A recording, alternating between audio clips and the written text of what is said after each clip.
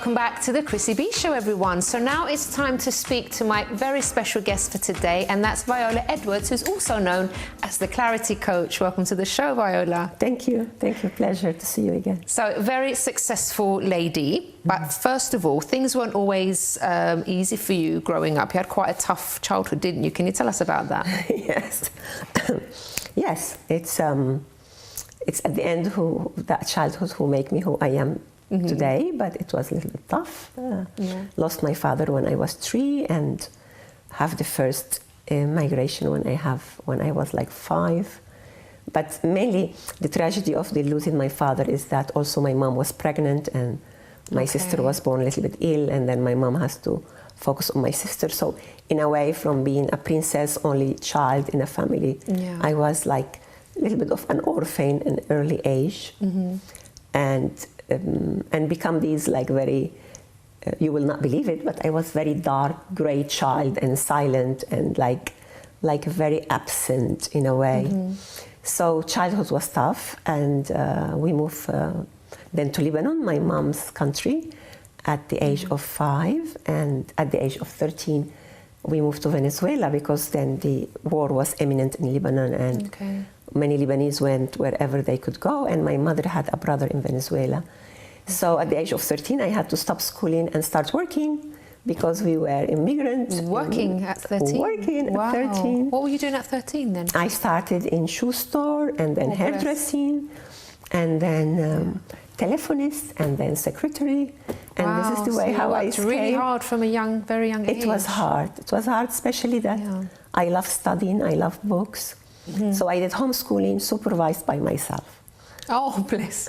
So you did it yourself? Wow. Yes, so you were determined, even though you were going through such difficult circumstances, but you always had that inside of you, like, I want to get somewhere in life, I want to do yes. I was, brilliant. My books were my, as a child, it was my refuge, and then when I had to stop schooling, it was like heartbroken in a way, but in the other way, now I can see it, then I couldn't see it, I become very free to design what is it that I wanted to study. So that's what you call alternative education, isn't it? Exactly. So I'm self-educated. But by the age of, because there is a problem when children stop schooling. We're talking about 70s anyway. No internet, no online things, and there is no a system to support children who have to stop school because they have to work. Because you needed to be over 18 to study at night. So I had that gap from 13 on, but later I find a place like they could accept at 16. I was 15. Well, you found a way, didn't you? Find a way, negotiate a little bit with my age, and I was such a good negotiator in that in that school that they let me in and they offered me a job. So I find a way to study, and also I find a new job as secretary at the same school. And what they offer me is that my study will be for free because I'm going to be working there. So I was very good. Very good. Now let's fast forward now, Viola, to when you were now an adult. And what was it? What career did you choose? And then what happened there? Well, in a way, I didn't choose. I stopped from secretary to public relation to work in embassies because I speak languages, and that was another savior because before 13, between 5 and 13, I have very good education. So I speak Arabic, I speak French, and then that helped me to be in an embassy. And later, life was developing, and I ended in insurance, in corporate insurance, the last 10 years of my 21 years working. And were you enjoying that, what you were doing? No, I was not enjoying that. I used to suffer a lot on that because I was in the area of numbers and marketing, and I suffer from dyscalculia, a dyslexia from numbers. So I didn't know back then, but what I knew that I used to make a lot of mistakes. I used to be very insecure about numbers, and remember also we're talking about 80s here. But I was like happy that I'm evolving. You are in a career, you have credit cards from the business, you have expenses paid, and you think this is it. Even if you're unhappy, you think, well, I'm lucky, so many people don't have jobs. And there is a feeling of being trapped in the apparently good thing, but it's not your thing. So that's very interesting, isn't it? Because like you're saying, it's like you've got it all, but then something inside is kind of saying, well, actually, this isn't for you. It's not for me, yeah.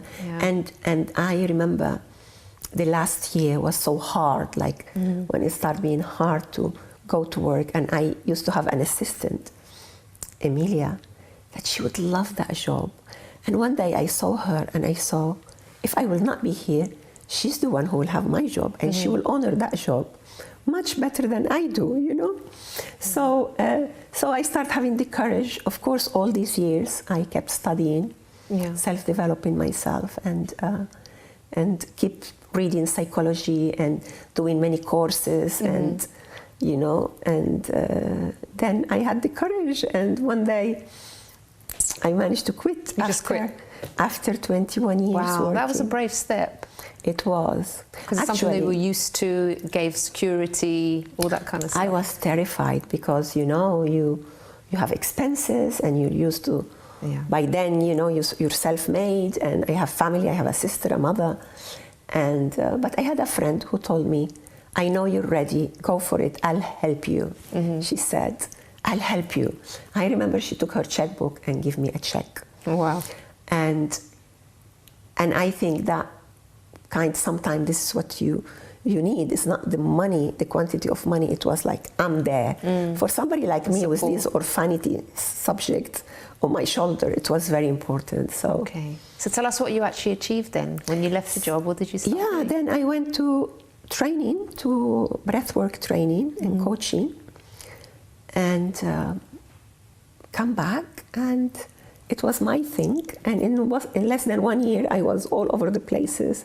TV, radio, magazine, newspaper. I was like a star.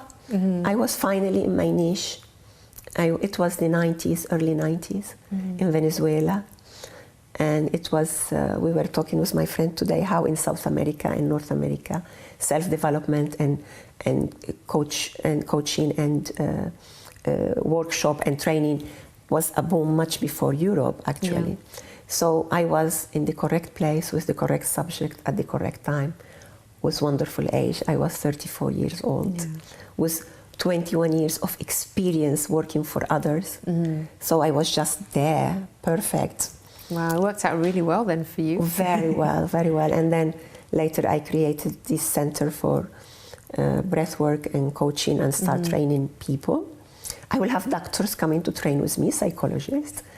And also later created Edward Consult, Holistic Business Consultancy, which was taking the subject of emotion to business, you know, like go back to business, because I know then what is it that we suffer from in business and what is it that we need. So start working about in the business language and sustainable productivity, how to work in the emotionality in business. And we're talking about 90s, you know. It was something completely new. It was wonderful. And tell us about the Feminine Capital as well, Viola. Well, Feminine Capital is that in the years that I was working for corporate and starting to work at 13 and having to face the world at such a short age, I think I kind of went into my masculine side. When I changed my career and started working for others, and one day I kind of learned that, oops, I have traded something very precious to survive that world, and I want it back. So I retrained myself, the way how I work, the way how I talk, the way how I dress, to be feminine again, you know. And that was... So it's funny, because sometimes I know maybe some women in business think, oh, well, you need to be like a man, act like a man to be taken serious in business, when actually females have so many lovely qualities. Good for business. You don't have to act in a certain way. Just be yourself. You know, your feminine side is amazing. Yes, also it's the empathy, it's the listening actively, it's the creativity. So when we think that we have to fit in the man world, and okay, some of us, we had to. It was the 70s. We had to, because the world was designed for men. But that now is another word. Now we have, back then we didn't have women models to follow. We had only men models to follow. Now we do. But now we have. So it breaks my heart, literally, to see women getting into this masculine way of even not masculine, the dark side of the masculine, when we become not communicative, not sharing, not trusting, quite cruel, fighting, very competitive, confusing what is the ambition and the nice competition to improve, to the other competition to take people out of our ways because there is not enough for everybody. So my role in the Feminine Capital Rhythm and the way how I do those Feminine Capital Forum around the world is about saying to women, look, your capital is your femininity. And we all have beautiful thing from the masculine, beautiful thing from the feminine. So let's have the bright side of them and move into a sphere beyond the concept of feminine and masculine, into what is unique about the individual. And together we can do a sustainable world. This is my subject. Amazing. Yes. So Viola, you've achieved so much, and it sounds like it's been keeping you really busy, but you still found time to write some books as well. How did you find the time to do that? I have achieved a couple of things that I'm going to mention very quickly. One is to be married for a long time because I could not get stable in a relationship. So this year is my 14 years marriage, which is a blessing. Wow. Good relationship and walking, going through what is a conscious relationship. And from that, in 1999, I wrote a book about positive thinking and purpose and vision. And this year, I published one about relationship, about how to nurture intimacy into relationship beyond the myth. Doesn't matter if we older, if we are going through illnesses, if our body change shape, is intimacy in relationship is the precious thing, is the friendship, is the base, and how to keep that passion going through intimacy. So this is the book we. Any other plans then for the future? Because you're probably not going to stop here, are you? No. I'm doing another one called Have We Met? It's about the importance of relational capital, because at the end of the day, I'm a relational being. This is my major quality, and doesn't matter how many countries I have moved, changed. We are here together because the way how we relate when we met. So I want to write it and make program about how important it is to understand the beauty and the kindness of the relational capital. And keep going and create more programs and keep at service of humanity, of course, and make an honorable living from it. Brilliant. Viola, thank you so much. It's been absolutely lovely speaking to you. Pleasure. Well, guys, after the break, we have more for you. We have a performance by Michael G. McDermott, and I'll be giving you my top tips on how to gain an alternative perspective in life. But first, how many alternative schools were there in the UK last year? Is it A, 14, B, 140, or C, 1,400? Find out the correct answer after this break.